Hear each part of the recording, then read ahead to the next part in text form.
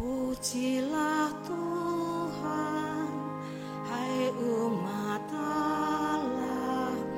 Pujilah Tuhan, hai umat Allah. Ketika Yohanes tampil di Sungai Yordan, banyak orang menanti-nanti dan berharap, dan semuanya bertanya dalam hati tentang Yohanes.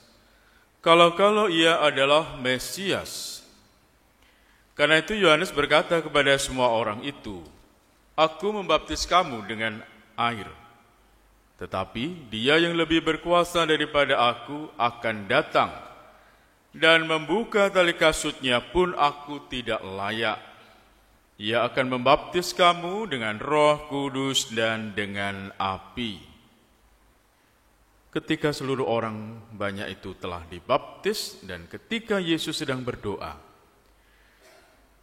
setelah ia juga dibaptis, terbukalah langit dan turunlah Roh Kudus dalam rupa burung merpati ke atasnya. Terdengarlah suara dari langit, "Engkaulah putraku yang terkasih, kepadamulah aku berkenan." Demikianlah Injil Tuhan.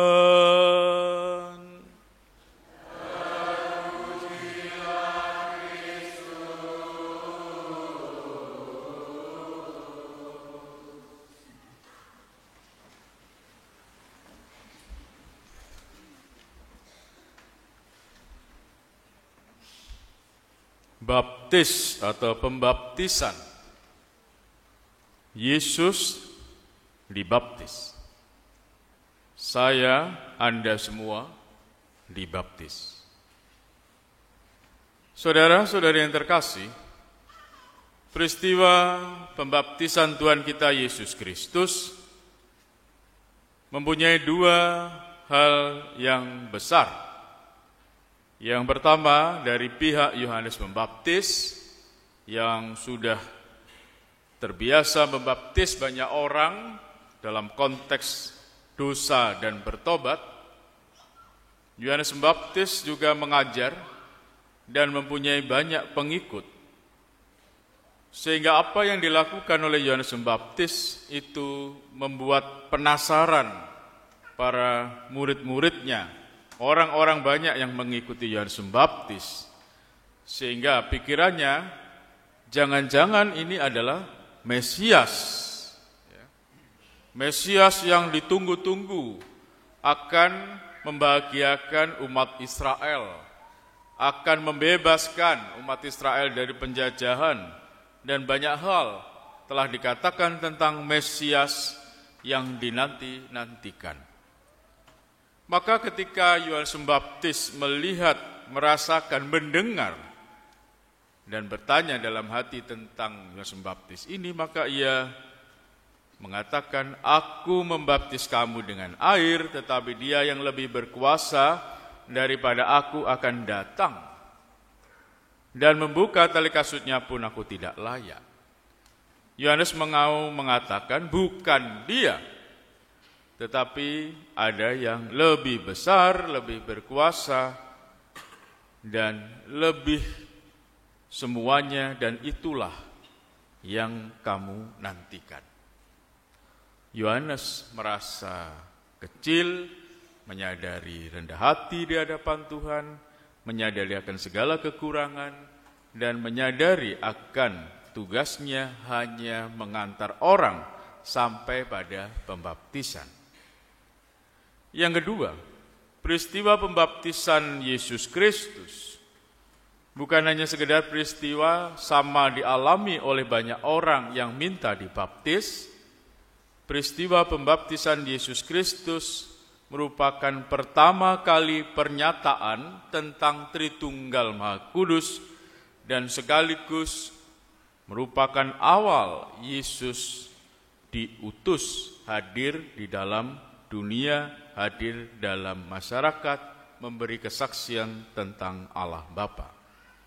Maka peristiwa ini di luar hal yang diduga orang dan bahkan juga Yohanes, bagaimana Yesus mengalami setelah dibaptis, Yesus berdoa, dan terbukalah langit dan turunlah Roh Kudus. Dan terdapat pernyataan, Engkaulah putraku yang terkasih, kepadamulah aku berkenan. Saudara-saudari yang terkasih, baptis merupakan bagian salah satu dari sakramen inisiasi yang tadi dibaca pramisa, di mana kita semua ketika sungguh mengimani Kristus dan sungguh sadar mengikuti Kristus, maka dia diinisiasi dengan baptis. Ada air yang mengalir, ada pernyataan. Bukan hanya soal nama baptis. Ya. Nama baptis itu diambil dari Santo Santa. Ya. Dengan maksud bahwa Anda semua yang dibaptis memakai nama Santo Santa, meneladan hidup orang-orang suci ini. Ya. Yang kedua, baptis bukan hanya sekedar pernyataan bahwa saya sudah menjadi Katolik. Dan itu bahkan tertulis dalam dokumen-dokumen resmi, ya, KTP dan sebagainya. Tidak hanya itu, tetap mempunyai dua hal dalam penerimaan sakramen baptis yang saudara-saudari terima. Pertama, sama dengan Tuhan Yesus, yaitu penerimaan Tritunggal Maha Kudus, Bapa, Putra, dan Roh Kudus. Maka ketika Romo membaptis itu selalu dikatakan dan wajib dikatakan, umpama namanya Vincentius. Ya. Vincentius, aku membaptis engkau dalam nama Bapa, Putra, dan Roh Kudus. Artinya mengakui dan menerima Tritunggal Maha Kudus. Dan itulah pokok dari baptis ini. Maka persiapan baptis ya cukup lama. Ya. Katolik ini terkenal lama, ya, tidak instan. Ya, paling tidak 1 tahun. Ya. Sehingga ada orang-orang, ya kecuali yang darurat.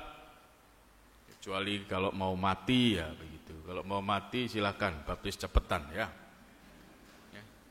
Tapi sungguh dipersiapkan. Karena akan menjadi identitas dan hakikat kita. Dalam doa pembukaan tadi dikatakan bahwa kita diangkat menjadi anak-anak Allah. Sehingga dipersiapkan sungguh. Bahkan di sini ini ada tes ya. Ada tes, ada banyak hal lah ya. Tapi dengan maksud betul kamu sekali seumur hidup mengaku iman akan Kristus. Penerimaan Tritunggal Maha Kudus. Yang kedua, baptis sama seperti Yesus. Sama menerima Tritunggal Maha Kudus, setelah Yesus dibaptis, mengalami pencobaan 40 hari di padang gurun dan sebagainya, lalu Yesus masuk dalam dunia. Hidup bersama masyarakat, bersama banyak orang, dan menjadi saksi Allah Bapanya. Kita, Anda semua, setelah dibaptis, tentu panggilan umumnya, tugas kita adalah menjadi saksi Kristus. Anda hadir dalam keluarga masyarakat dimanapun juga, Anda dikenal sebagai orang Katolik, itu sudah melekat di dalam pribadi kita masing-masing.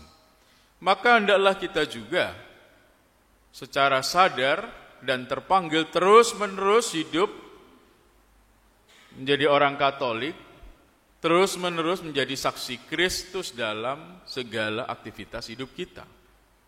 Mulai dari cara pikir, cara pandang, tingkah laku, ya, dalam masyarakat, ya, dengan tidak harus mengatakan saya Katolik loh, tidak usah. Tetapi nilai-nilai kekatolikan, nilai-nilai ajaran Kristus, itu adalah bagian dari kesaksian hidup kita. Semua orang berusaha agar keluarga-keluarga Kristiani bahagia, hidup rukun dan damai. Kita semua dipanggil juga membawa kedamaian, membawa kebaikan, ya. Sehingga dipuji syukur itu di bagian nomor berapa itu ya, jika terjadi perselisihan, jadikanlah apa? Oh, saya kira membawa api. Ya. Untung loh Anda tahu, sadar ya. Baca itu ya. Itulah semangat kita dengan semangat baptis. Jika berdali perselisihan, jadikanlah pembawa damai dan banyak. Tidak harus mengatakan, saya Katolik loh. Tapi kehadiran Anda merupakan kehadiran Kristus sendiri dalam diri Anda, dan kehadiran itu menjadi kesaksian hidup Anda juga yang mengimani Kristus. Kemuliaan pada Bapa dan Putra dan Roh Kudus.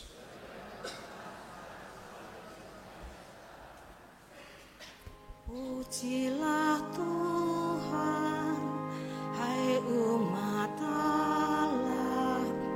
Pujilah